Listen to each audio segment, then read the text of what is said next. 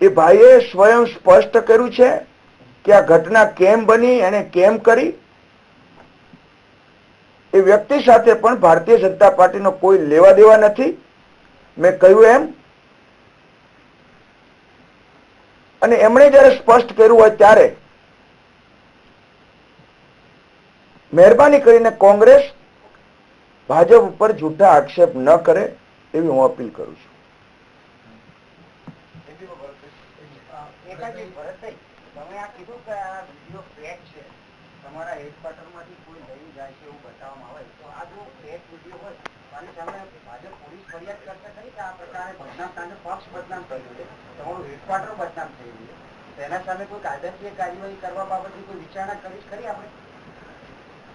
એમણે આજે જ આ વિડીયો બતાવ્યો છે.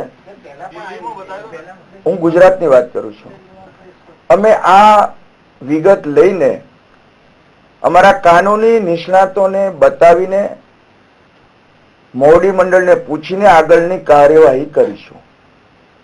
પાસેના લોકોનો આરોપ છે કે આ ઘટના ભારતીય જનતા પાર્ટીએ કરાવી છે. ભાજપના લોકોને હવે પ્રચાર માટે ક્યાંક વિશ્વાસ દેવામાં નહીં આવશે તો એમની સાથે જ આ પ્રકારની હરકત કરવામાં આવશે તેવી ખુલ્લી ધમકી આપવામાં આવી. એમનું ચાલ ચરિત્ર અને પ્રતિબિંબ બતાવે છે.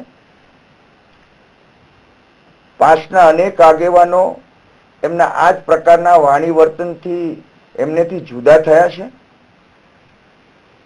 હવે છૂટક લોકો આ રાજકીય રીતે આનો ઉપયોગ કરે છે. અમે આ ભાષામાં માનતા નથી. ભારતીય જનતા પાર્ટી શાંતિ, એકતા અને વિકાસમાં માને છે, અહિંસામાં માને છે. એમની જે ભાષા છે, એમની જે હરકતો છે, અમે એની સામે કોઈ રિએક્શન આપવા નથી માંગતા. એ ગુજરાતની જનતા આપશે. પરંતુ આવી કોઈ પણ ઘટના બને એને અમારે ક્યારેય સમર્થન નહીં હોય. કારણ કે ભાજપ ક્યારેય હિંસામાં માનતું નથી કે હિંસાને સમર્થન આપતું નથી. આ અમારો ક્લિયર કટ સ્ટેન્ડ છે.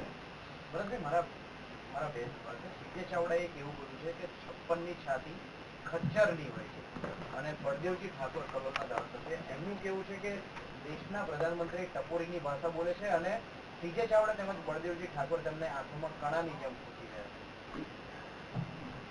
કોંગ્રેસને ગુજરાત અને ગુજરાતનું નેતૃત્વ હંમેશા આંખની કણાની જેમ ખૂંચી રહ્યું છે. ગુજરાતની જનતા 56ની છાતીનો અર્થ, એનો ભાવાર્થ એ સારી રીતે સમજે છે. જેમની ઈચ્છા શક્તિ, કાર્ય શક્તિ અને નિર્ણય શક્તિમાં હિંમત અને એક્શન હોય એને 56ની છાતી કહેવાય. કોંગ્રેસ બુદ્ધિ વગરના તર્ક કુતર્ક કરીને એ કોની પાસે, કયા કયા પ્રાણી પાસે જઈને છાતી માપી આવે છે. આ એમનું બુદ્ધિ વગરનું એક પ્રદર્શન છે. શ્રી નરેન્દ્રભાઈ મોદી માટે કોંગ્રેસને, કોંગ્રેસના નેતાઓએ હંમેશા એક અપશબ્દોની ડિક્શનરી રાખી છે અને મોતના સોદાગરથી માંડીને અનેક શબ્દો એમના માટે જે વાપર્યા છે અને એનો જવાબ ગુજરાતની જનતાએ વારંવાર ચૂંટણીમાં આપ્યો છે. આ વખતે પણ 2019માં પણ ગુજરાતની જનતા કોંગ્રેસની આ હરકતોનો જવાબ આપીને 26 લોકસભા જીતાડીને નરેન્દ્રભાઈ મોદીને પ્રધાનમંત્રી બનાવશે એવો અમારો વિશ્વાસ છે.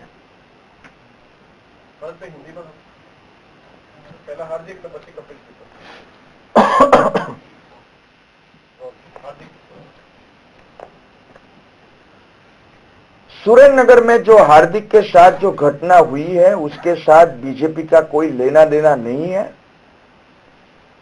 बीजेपी किसी भी प्रकार की हिंसा का समर्थन नहीं करता. इस घटना की तपास होनी चाहिए.